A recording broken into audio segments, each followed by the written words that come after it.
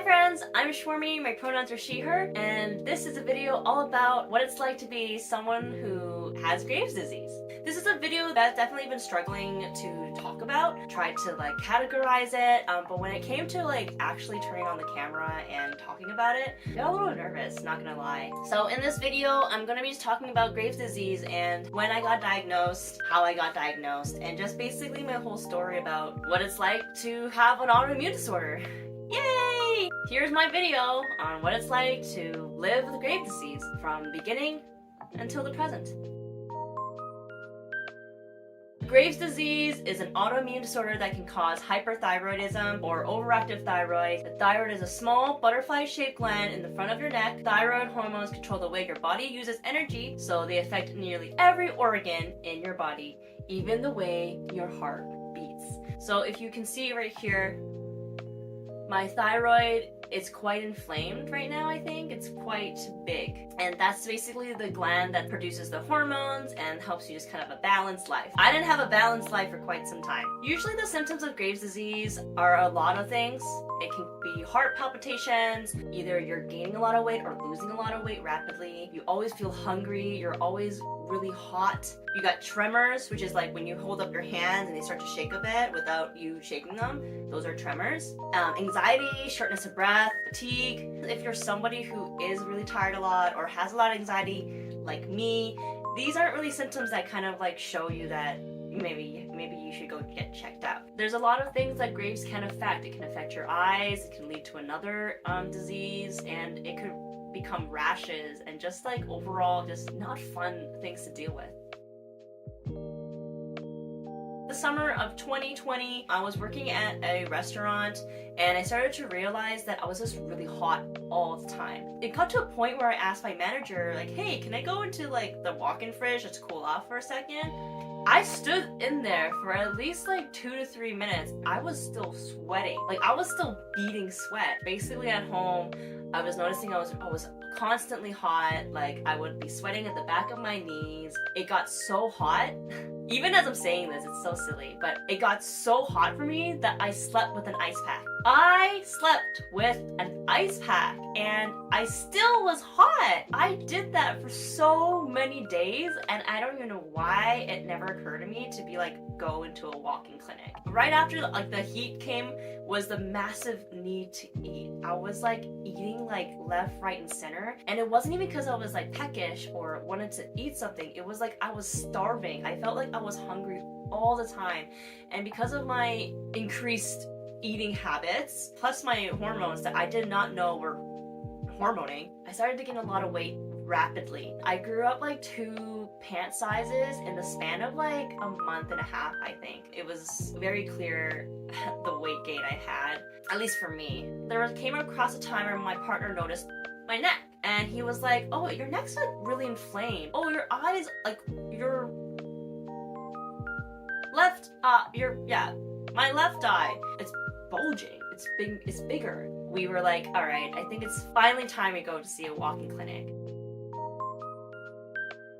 We were both totally aloof, okay? We thought we were just gonna get antibiotics and then we're get the heck out of there. So when I went into the walk-in clinic, I told him, oh, it's really hot, my neck is bulging, just wanna get checked out. He was doing all of his things like a doctor would, okay? Checking my vitals and things like that. The moment I knew when things were serious was when he took off his stethoscope, the heart reader thing, and he was like, you don't feel heart palpitations right now? I'm like, no, I don't. Well, have you been gaining weight? Have you been overheating? Are you always hungry? These are questions that are so spot on that we're just what is going on? My heart rate was 120 beats per minute. He was like, if this is how your heart's been running, you would have had a heart attack by now. So bless my heart for being strong. We love her. It's okay, I think you need to go to the ER right now and get your blood work done. So we walked over, and because it was the height of the pandemic, my partner could not come with me. It was just me sitting in the waiting room, terrified, not sure what is happening at all, and my poor partner, my lovely partner, waiting outside for me for the whole time. He's great. We love him. I did my blood work. I was also submitted for ultrasound, but for my neck, to check if there was any nodes, I guess. The rest of the duration at the ER, I was just sitting in an ER bed, just waiting. Doctors told me that I probably most definitely have this thing called Graves' disease. And they're telling me that they actually have a specialist for Graves' disease who's going to come down and see me. And so I just had to sit tight and wait for her to appear. During this time, one of the doctors asked me, like, hey, we actually have some resident students here and they would love to see you because you're a special case. It would be great for a learning experience. And you know, at the moment, I was like such a people pleaser. I was like, yeah, sure, I'll let your students see me. And these kids just kind of like, I say kids, but these students came in and, you know, they were just doing their thing. Like, they were asking me questions, they were checking my heart rate, like they were, you know, practicing to become full-fledged doctors. One student in particular really just rubbed me the wrong way. They were so excited that they had no filter. They were like, oh my gosh, this is so exciting, so amazing. Like, I mean, not for you, but like, you know,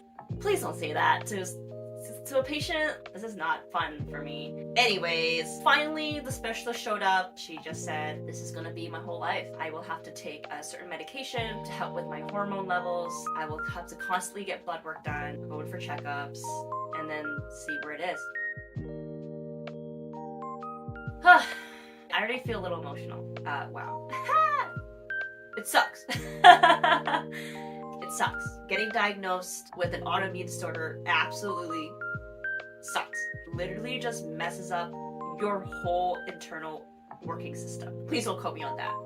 I felt so wrong. I felt like whoever up there is just playing me, you know? At the beginning, when I was diagnosed, my eye was huge. And I'm an actor. You can only imagine the impacts it had on me to know that I had one eye bigger than the other and it was like bulging. I couldn't look in the mirror. I didn't know who I was. It felt like I lost who I was. I just felt like I looked like a monster. It was just the worst feeling ever. I knew I'd get emotional because it is tough stuff. I went through a lot of days where I would spiral, and that was because of my pre-existing anxiety and depression, and then my added anxiety and depression from the Graves' disease. So it was a whirlwind of emotions. I cannot tell you how many times I collapsed on the floor in tears. I was angry, I was upset, I was furious. I was like, I just don't want this anymore. I sometimes like would wake up thinking that I'm fine, hoping at least, and then, you know, realizing that I'm not. I was a complete stranger to myself. Like, I didn't recognize myself at all. I went into a lot of seclusion. I didn't want to see my friends. I didn't even tell any of my friends. I was embarrassed. I was like, I don't know why, but I was so embarrassed at having Graves' disease. I don't think I even told my family at first. Fuck. Oh, okay, I'm back. All in all, it was a very tough time. I hated how I looked. I hated how I felt. I felt like my life was over. My clothes didn't fit. I was so self-conscious all the time. And to make matters even worse, the medications that I had to take to save my life are not covered. And so, as a minimum wage worker in the middle of the pandemic, it was not good news. It was not good news.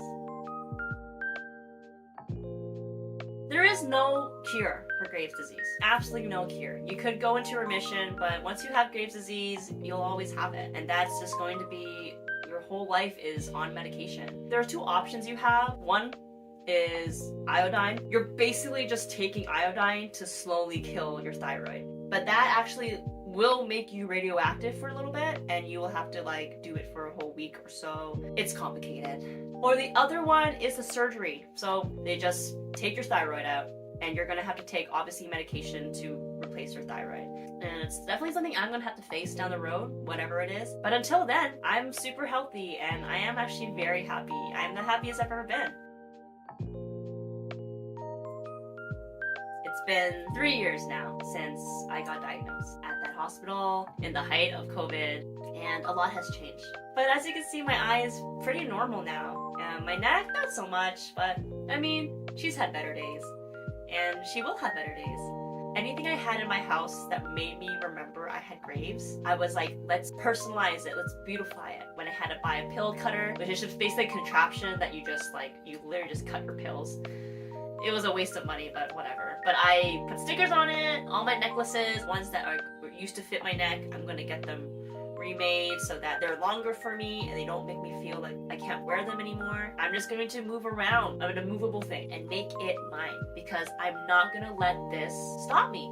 I'm not gonna let it stop me living my happiest life. 'Cause I deserve that, and you do too. I definitely should be more into like all the knowledge about my Graves' disease, but I'm not there yet. I just go into my meetings and my check-ins, do my blood work, make sure I'm on time, tell me about my levels, and I'll be like, I don't know what that means, just tell me what I need to do. My partner suggested I should join a Facebook group where there's other Graves' disease people. Everyone's there to support each other and help each other out. As much as it brings me some hope, it also brings me a lot of despair too. There's a lot of people who, you know, all stages of being diagnosed, going through the radiation or the surgery, and just a whole whack of feelings. If you are someone watching this who has Graves' disease, first off, sending you major love and support. Secondly, you can have a wonderful life with Graves. You can. It's just gonna be really hard. But know that like you're not alone. Even though I know it feels like you're alone, you're absolutely not alone. Join those Facebook groups or just like be a part of a community that, you know, just you don't feel like their stories are so obscure and random. I have to say that although I do not want Graves' disease, it has taught me a lot. To be brave, to keep going, and to trust that like no matter what comes my way, I can always get through it. I'm glad I caught it early on. I'm glad I went into that walk-in clinic when I did. Oh yeah, that doctor, the walk-in doctor was so sweet. He literally called me the next day to be like, did you go to the ER? Did you get it sorted? I was really worried about you. And I never heard from him ever since. Hope he's doing well. Thank you for watching this video, and I hope this brings you some kind of peace, some kind of knowledge, and some kind of like common ground. There's so many things that we don't know about people, what they're going through, what they went through, and really hold space for each other and take care of each other as best as we can. I really couldn't have gotten through what I went through. I'm crying. I'm such a crier! I'm a Cancer moon, okay? And I'm on my period. But I really couldn't have gone through it without my wonderful support system, and that's really all owed to my partner. He really was there with me the whole ride through everything. I want to thank my therapist and all my friends who never made me feel weird. So every day I take my medication right in the morning, have some food. For the rest of the day I just forget about it. I did it! I made this video! My name is Shwarmy. My pronouns are she, her. I have Graves' disease and a really happy and healthy life. Take care, and don't forget to drink your water. It's very important. I'm not drinking water right now. It's just milk tea.